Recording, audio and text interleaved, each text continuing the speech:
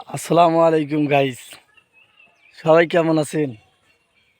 এই দেখেন, সোনার ফসল কিন্তু লাল হয়ে গেছে।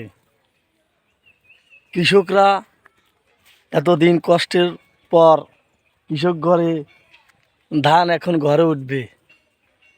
এই দেখেন লাল হয়ে গেছে বাইলগুলো, ধানের বাইলগুলো কিন্তু লাল হয়ে গেছে। হয়তোবা এক দেড় সপ্তাহের মধ্যেই কৃষকরা সোনার ফসল, তাদের এত কষ্টের বিনিময়ে যে ফসল পেয়েছে সে ফসলটা ঘরে নিবে। তাদের আনন্দটাই কী রকম যে আনন্দ হবে, যারা ঘরে তুলবে ধান তারাই একমাত্র জানে। কষ্ট করলে কেষ্ট পাওয়া যায়। ঠিক তেমনই এই ফেসবুক প্ল্যাটফর্মটাই এমন একটা প্ল্যাটফর্ম, আপনি কষ্ট করেন, দেখবেন আপনিও একদিন এই প্ল্যাটফর্ম থেকে সফলতা অর্জন করতে পারবেন।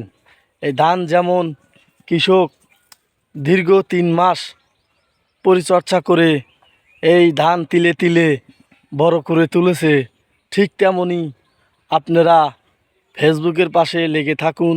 তিলে তিলে তিলে তিলে ধীরে ধীরে ফেসবুকের কাছে আপনাদেরকে তুলে ধরুন।